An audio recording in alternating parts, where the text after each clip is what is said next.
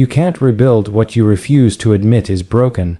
That's where it starts. Not with motivation, not with a plan, but with honesty. Real, uncomfortable, gut-level honesty. The kind that makes you sit down, take a deep breath, and say, yeah, I messed up. Or I lost my way. Or maybe just, I'm not who I want to be anymore. That's where rebuilding begins, not in denial, but in truth. See, most people try to skip this part. We want to rebuild without acknowledging the wreckage. We want to pretend that nothing really broke our relationships, our discipline, our self-respect, but pretending doesn't heal anything. It just hides the damage under a smile and a routine that feels safe. The truth is, pretending you're fine is the fastest way to stay stuck. There's a strange kind of power that comes from being honest about your mess, because once you face it, it stops controlling you. You stop living in reaction and you start living with intention. Think about it. When a house collapses, builders don't start hammering new walls right away. They clear the debris first. They look at what caused the collapse. They study the cracks, the weak points, the parts that didn't hold. Why? Because rebuilding without understanding what broke guarantees the same failure again. You can't rebuild your life any differently until you understand why it fell apart in the first place. So take that time, sit with your truth, look at the parts of yourself you've been avoiding. Maybe it's the job you stayed in too long. Maybe it's the apology you never gave. Maybe it's the discipline you lost when life got heavy. Whatever it is, stop running from it. Name it. That's how you take your power back. And here's the thing, accepting your breakdown doesn't make you weak. It means you're brave enough to stop pretending. It means you care enough to start over the right way. Most people spend their whole lives trying to protect their image of I'm fine, but I'm fine never changed anyone's life. The ones who rebuild really rebuild are the ones who say, I'm not fine, but I'm not done either. When you choose to accept what broke, you're not giving up. You're setting the foundation for what's next. You're saying, this time I'm building something different, something honest, something stronger. Because rebuilding isn't about going back to what you had. It's about creating what you deserve, so don't be afraid to face your own collapse. That's where the strength is hiding, in the rubble, in the truth. That's where the real work begins, not when everything's perfect, but when you finally decide to stop pretending and start rebuilding. You can't become who you're meant to be if you're still holding on to who you used to be. That's the hardest truth most people never want to face. We keep dragging the old version of ourselves into new seasons of life, hoping it still fits, but it doesn't. It's like trying to move into a new home while refusing to let go of all the old furniture that doesn't belong anymore. Eventually, there's no room for anything new because the space is filled with what should have been left behind. Letting go isn't about disrespecting your past. It's about realizing that the person you were got you this far, but they can't take you any further. You learned what you needed to learn from that version of yourself, the mistakes, the lessons, the pain, the wins, but growth requires shedding. You can't rebuild your life using the same blueprint that broke it. You can't keep repeating the same patterns and expect a new result. Sometimes we stay stuck because we've built our identity around the past. That's just who I am, we say, but the truth is, who you are isn't fixed, it's flexible. You can evolve, you're supposed to. The moment you stop allowing yourself to change is the moment you start slowly falling apart inside. Because deep down, your soul knows when it's outgrown its environment. Letting go might mean ending a friendship that no longer aligns with your peace. It might mean leaving a job that drains you. It might mean forgiving someone or even yourself for something that can't be undone. And yes, it hurts. Letting go always does. It's not supposed to feel comfortable. You're not losing control. You're creating space. Space for better habits, new opportunities, and deeper peace. We often wait until life forces us to change, until something breaks or ends before we finally say, okay, maybe it's time to move on. But what if you didn't wait for that? What if you made the choice to let go before life made it for you? That's real maturity. That's rebuilding with intention. There's freedom in surrender. When you stop fighting to hold on to what's already gone, you finally have two free hands to build something new.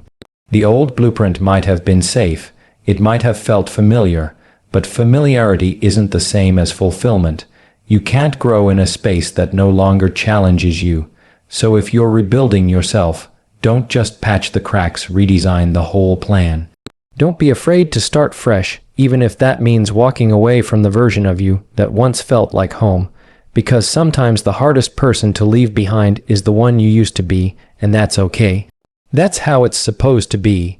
You're not erasing your past, you're honoring it by using it as the foundation, not the framework. You're letting go of who you were to make room for who you're becoming. That's how real rebuilding begins, not by holding tighter, but by finally letting go. Big change doesn't come from big moments. It comes from small, repeated ones, the kind that most people overlook because they seem too simple to matter. Everyone wants transformation, but no one wants the discipline that comes with it. We look for a breakthrough, a spark, some dramatic turning point that will flip the switch inside us. But rebuilding yourself doesn't happen in a single moment of inspiration. It happens quietly, in the decisions you make when nobody's watching. The truth is, your habits are the architecture of your life. You can't build a new version of yourself with the same routines that built the old one. If your days are filled with distraction, doubt, and delay, then your results will be too. So when you're rebuilding, start there not with goals, but with patterns, because your future doesn't respond to your intentions, it responds to your consistency. It's easy to underestimate how much power lives in small actions, waking up 10 minutes earlier, writing down what you're grateful for, choosing to respond calmly instead of emotionally, saying no when something drains your energy. These might seem small, but they're bricks, and brick by brick, you're building the new foundation of your life. The process doesn't need to be loud or glamorous, it just needs to be steady. People often ask, how do I stay motivated?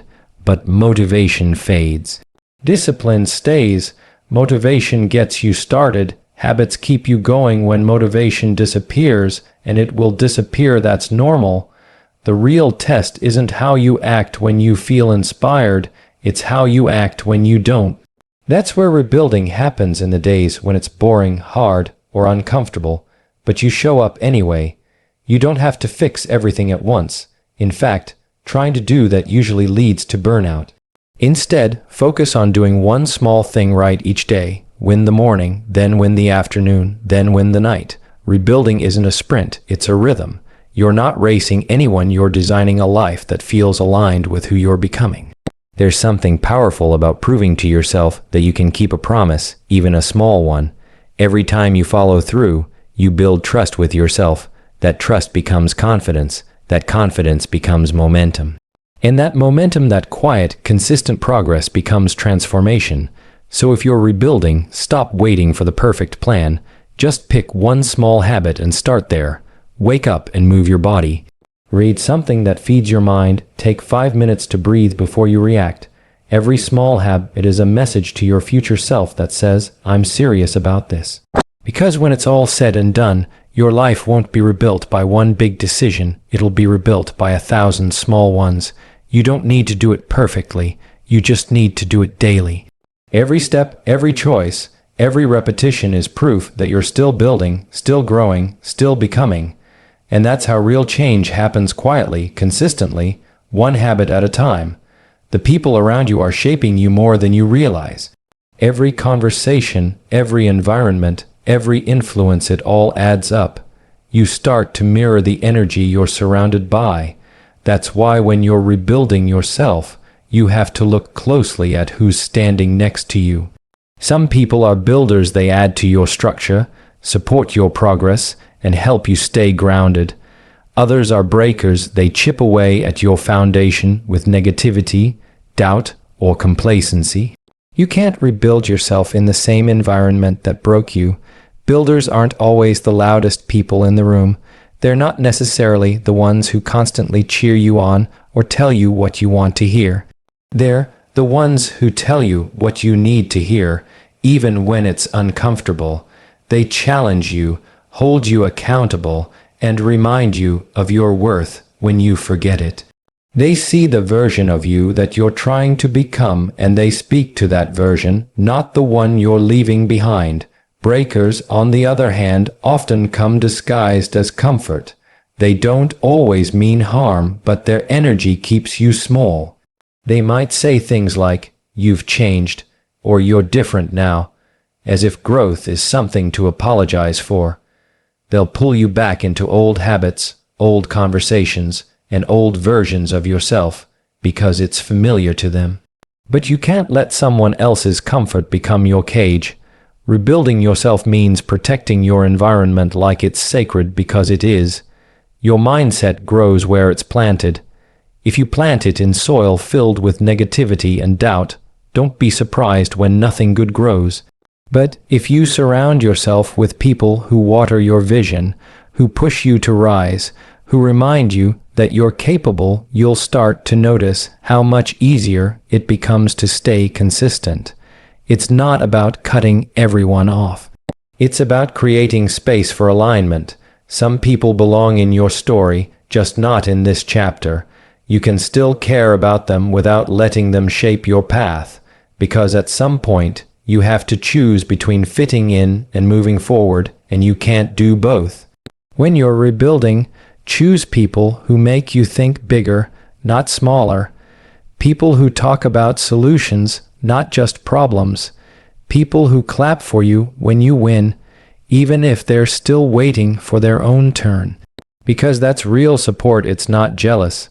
It's not conditional. It's genuine. And genuine support builds stability. The truth is, no one rebuilds alone. You'll still have to do the work yourself, but having the right people around you makes the weight feel lighter. They don't carry it for you, but they remind you why it's worth carrying. That's the difference between surviving your rebuild and thriving through it. So take a good look at your circle. Who's building with you? Who's breaking without you noticing? The answer to that question will tell you everything about how high you'll go. Because rebuilding yourself isn't just about what you're building, it's also about who's helping you build it. Every piece of you still matters, even the broken ones, especially the broken ones. When life falls apart, the first thing we want to do is hide the damage. We sweep it under the rug, cover it with distractions, pretend it never happened. But rebuilding yourself isn't about erasing your past. It's about learning how to use it. The cracks in your story aren't proof of your failure, they're proof that you survived, and survival has value. We live in a world obsessed with perfection. Everyone wants to look like they've figured it all out, but the truth is, nobody rebuilds without breaking first. Nobody becomes stronger without falling apart somewhere along the way. Those painful moments, the heartbreak, the disappointment, the loss, the regret, they're not meant to destroy you. They're meant to shape you. They're lessons written in scars. You can spend your life wishing those parts of your story didn't happen, or you can decide to let them mean something. The moment you stop rejecting your broken pieces is the moment they start working for you instead of against you. Because the same pain that once made you question your worth can also become the reason you never settle again. The same mistake that made you feel lost can become the wisdom that keeps you grounded. Every piece still belongs, just not in the same way it did before. Think about a mosaic, a piece of art made from shattered fragments. On their own, each piece is jagged, incomplete, even painful to look at. But when placed together with purpose, they create something beautiful. That's what rebuilding really is, taking the parts of your life that didn't fit, didn't work, didn't last, and arranging them into something that tells a better story. So stop trying to be flawless. Stop waiting until you're fixed to start again. You don't need to hide your cracks. You need to own them. Because someone out there is looking at you right now, not for your perfection, but for your honesty, your realness. The courage it takes to show up as someone who's been through it and is still trying. That's the kind of strength that changes people. When you believe that your broken pieces still belong, you take back your power. You stop living in shame and you start living in purpose. You start to see that the things you thought disqualified you were actually preparing you. The pain you went through gave you perspective. The struggle gave you depth. The loss gave you gratitude. Everything that broke you was also building you. You just couldn't see it yet. So as you rebuild yourself, don't leave those pieces behind. Carry them with you, not as reminders of failure, but as proof of growth. You're not starting from nothing, you're starting from experience. And that makes all the difference, because a person who has rebuilt themselves from brokenness doesn't fear falling apart again. They know that no matter how many times life shatters, they have what it takes to put themselves back together stronger, wiser, and more beautiful than before.